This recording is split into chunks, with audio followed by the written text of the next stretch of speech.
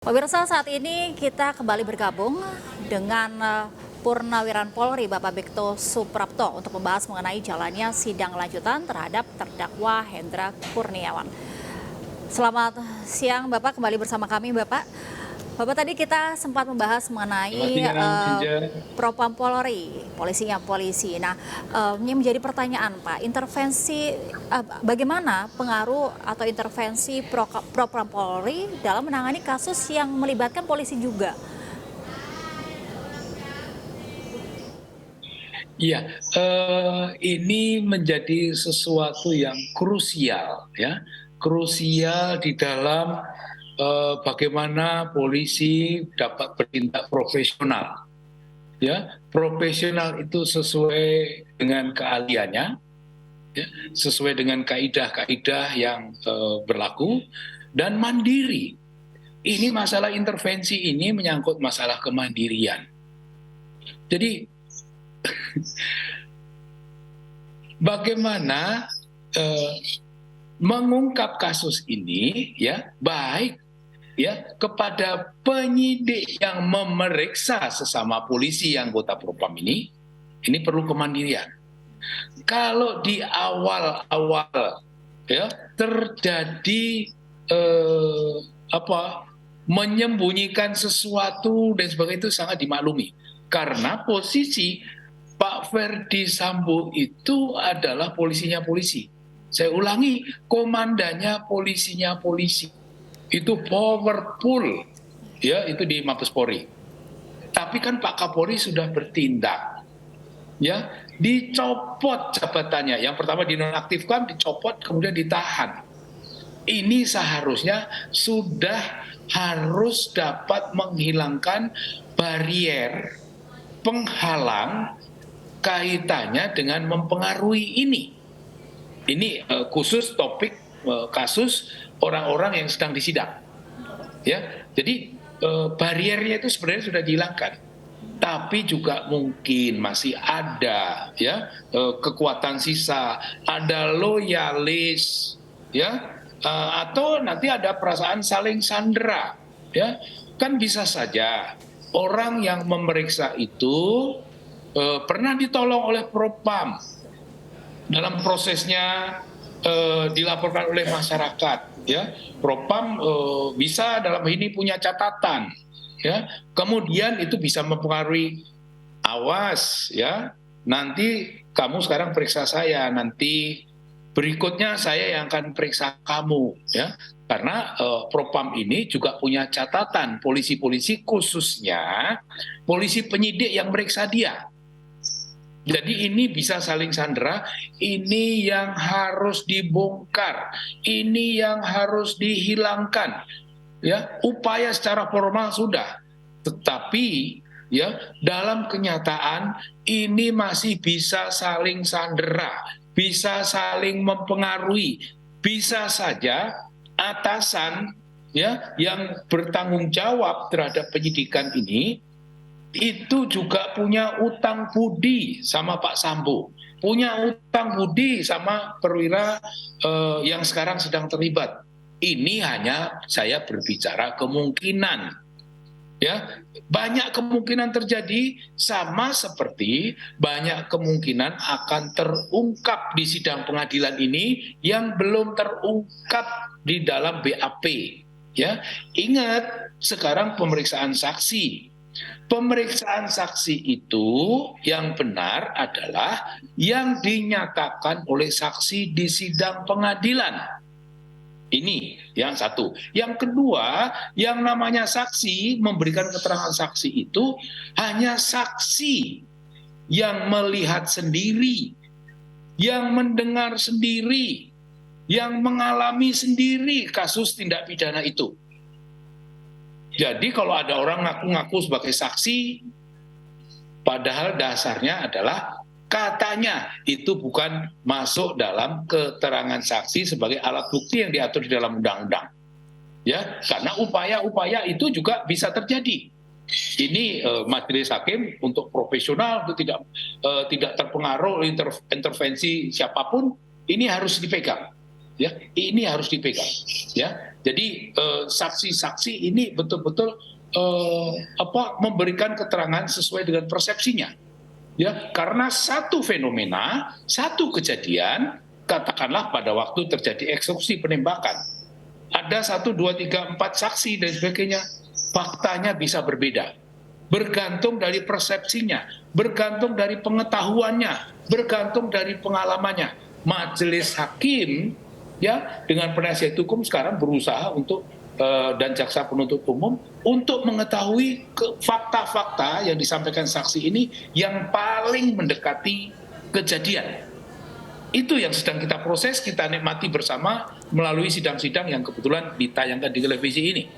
Oke, Pak Bekto, melihat saksi-saksi yang dihadirkan oleh JPU ini, menurut Pak Bekto apakah sudah sesuai begitu? Ini biasanya saksi-saksi yang dihadirkan JPU ini juga saksi-saksi yang memberikan BAP-nya begitu ya Pak kepada polisi? Ya, mutlak ya sesuai dengan aturan KUHP itu adalah yang saya sampaikan tadi.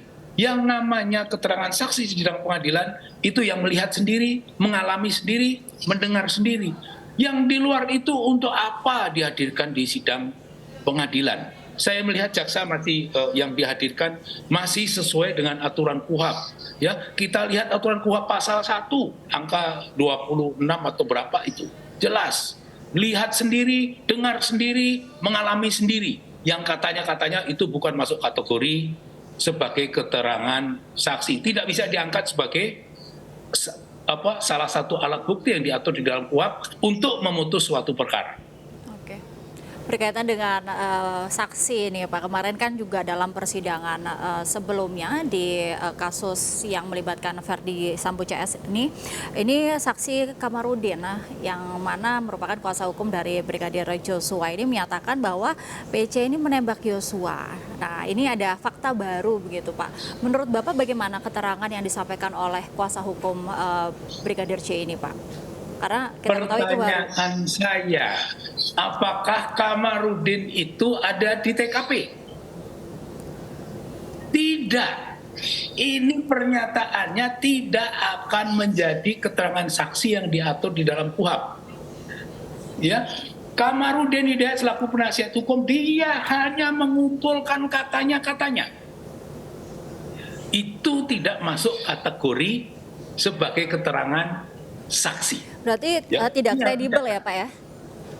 Kenapa? Berarti menurut Bapak kuasa hukumnya tidak kredibel ini menjadi saksi? Saya tidak mengatakan tidak kredibel. Dia berusaha bagaimana ya caranya. Dia punya keinginan sesuatu ya nanti bisa ditanyakan kepada yang bersangkutan. Tetapi apa yang dinyatakan itu tidak sesuai aturan yang diatur di dalam KUHP. Ini yang saya garis bawahi. Nah, mengenai ini pun juga Bapak bahwa PC dan Sambo ini mengorbankan Baradae begitu ya. Jika kita melihat keseluruhan dari persidangan kemarin sampai dengan kemarin begitu ya Pak dalam pemeriksaan keterangan saksi ini, apa Bapak melihat seperti itu juga Pak? Nanti yang menentukan adalah majelis hakim. Apa ini dikorbankan atau tidak, karena situasinya ini sedang diungkap di dalam sidang pengadilan ini. Yang benar seperti apa? Karena kan keterangan dari orang-orang yang diperiksa sebagai saksi ini kan bisa berubah-berubah. Ya, tolong dipahami. Semua saksi yang ada di dalam BAP itu bisa berubah di sidang pengadilan. Ya, tapi ada aturan. Saksi yang disampaikan di sidang pengadilan itu disumpah.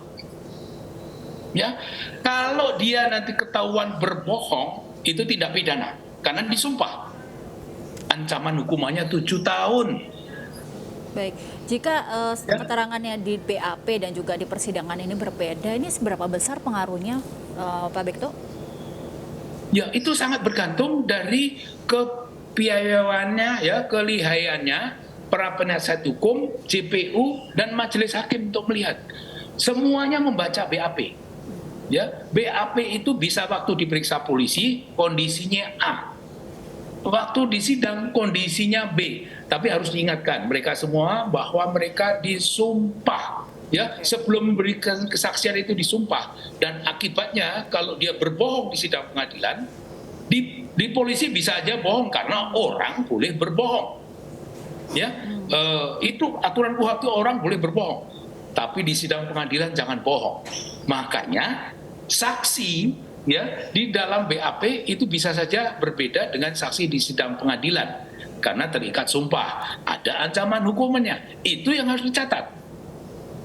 Oke, baik, kita kembali lagi ke polisi ini Pak. Kan potensi intervensi Propam Polri dalam menangani kasus yang melibatkan anggota kepolisian ini seberapa besar sih Pak? Apakah ada dugaan ini kerap terjadi begitu Pak? Saya tidak bisa menduga, ya, karena setiap kasus itu spesifik. Tidak bisa dikatakan ini pada umumnya begini, ini biasanya begini, nggak bisa. Semua kasus, ya, itu spesifik, harus dipandang sebagai satu kasus.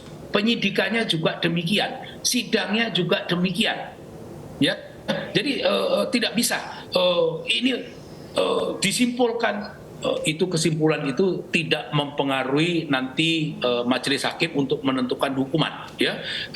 Jadi majelis hakim betul-betul akan mengungkap, akan memutus berdasarkan apa yang ditemukan, yang dapat dibuktikan, ya, istilahnya pembuktian hukum ini di sidang pengadilan. Pasal-pasal yang diajukan oleh jaksa sudah tepat atau belum, sudah sesuai dengan fakta-fakta yang ada atau tidak. Begitu, Mbak.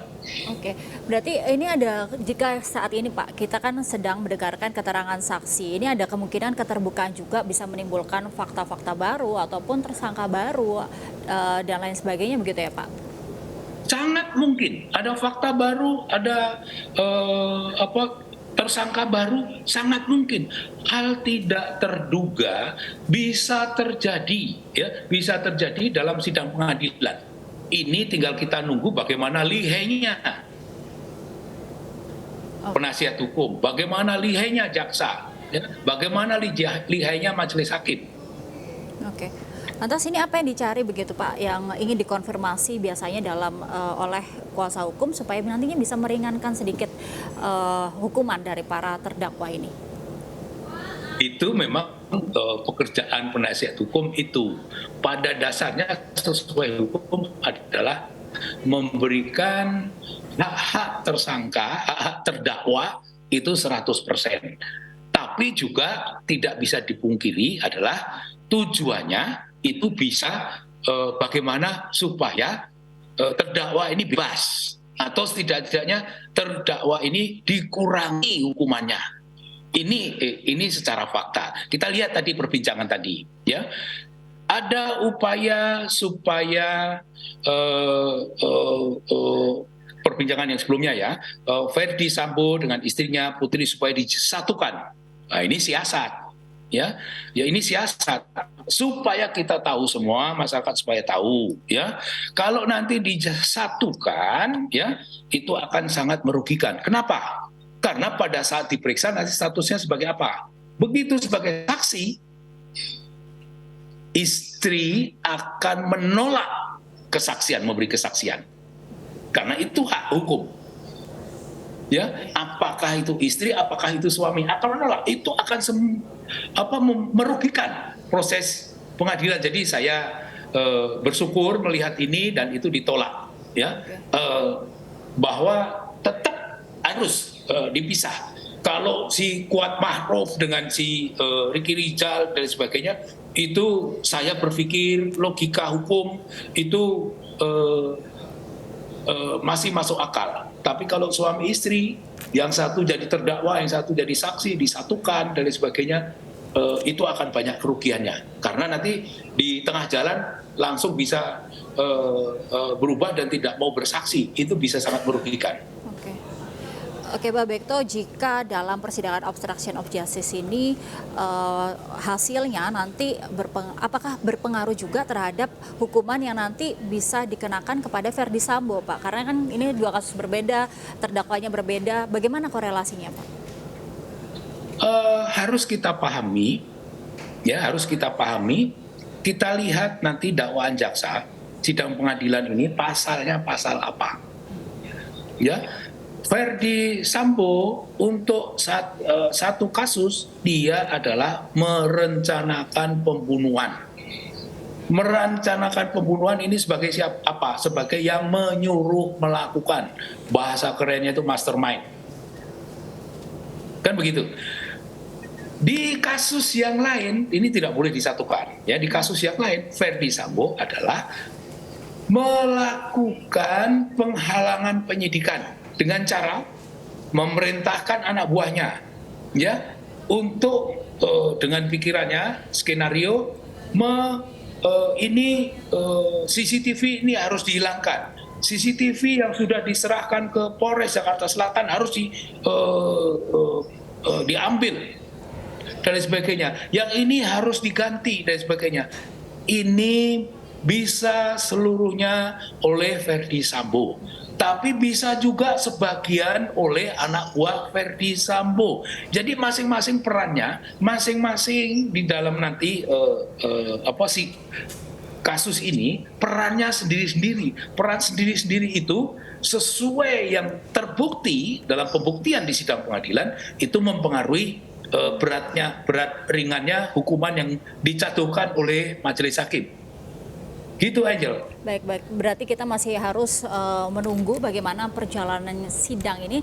Dan mungkin Pak Bekto kemarin kan juga karena kasus Verdi Sambo CS ini ya Pak, image Polri ini tentunya berkurang begitu di mata masyarakat, kepercayaannya ini berkurang, bahkan Presiden pun angkat bicara begitu untuk tidak menekankan beberapa poin kepada Polri untuk menjaga gaya hidup dan lain-lain supaya meningkatkan kepercayaan publik lagi.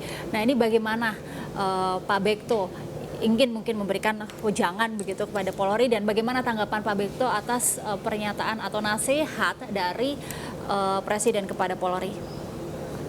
Ya, Presiden memberikan nasihat itu sampai berulang-ulang. Istilahnya memakai bahasa ya, Pak Presiden itu orang Solo, orangnya halus, sebagainya. Kalau bahasa saya itu adalah jangan ragu-ragu, tegakkan hukum, jangan ragu-ragu, jangan toleh kanan, jangan toleh kiri, tegakkan saja apa adanya. Ya, nah ini tinggal bagaimana itu dilaksanakan. Itu satu sisi. Sisi yang lain kita melihat bagaimana polisi ini ya, apakah di dalam pelayanannya, apakah dalam melaksanakan tugas pokoknya sudah dilaksanakan benar atau belum. Ini polisi yang harus introspeksi. Perkara itu kepercayaan masyarakat kepada polisi menurun dan sebagainya, itu adalah konsekuensi logis menjadi bahan introspeksi dari masyarakat. Saya selaku purnawirawan polisi ini bukan siapa-siapa. Hanya bisa mendoakan, hanya bisa mendorong, hanya bisa mengingatkan. Posisinya seperti ini, ya. Mengingatkan itu, posisinya seperti ini. Berikutnya, terserah kalian yang sekarang lagi menjabat sebagai pimpinan-pimpinan Polri ini. Ya. Ada yang terus disampaikan juga waktu dikumpulkan para Kapolda, para Kapolres, para pejabat utama Mabes Polri di Mabes Polri soal kehidupan para pejabat Polri ya yang cenderung hedonis. Ini harus segera harus ditindaklanjuti dengan bahasa yang dimengerti. Ya. Jangan dibiarkan Kapolres, Kapolda inisiatif sendiri-sendiri, inisiatif boleh ya, tapi inisiatif sendiri-sendiri seolah-olah Polri ini seperti autopilot. Ini nggak boleh, harus dikendalikan, harus tegas. Yang nggak mau silakan minggir, yang antre banyak, ya, yang antre banyak. Polisi bagus banyak, saya sangat tahu. Ya, adik-adik saya yang bagus-bagus, penuh dengan integritas, itu bagus. Ya, jangan nanti yang ada keluar skep TR itu orangnya itu aja. Jadi itu yang hanya bisa saya lakukan, tapi saya tidak bisa memaksa. Saya hanya memberitahu, hanya mendorong. Gitu, Angel. Tentu kita harapkan kepercayaan publik terhadap Polri semakin meningkat dan juga wejangan dari Presiden juga kepada Polri ini benar-benar dilaksanakan begitu ya Pak, supaya Polri tetap amanah. Terima kasih Irjen Pol Purnawirawan Bekto Suprapto, Purnawirawan Polri telah bergabung bersama kami dalam Breaking News MNC News. Terima kasih banyak Bapak, salam sehat.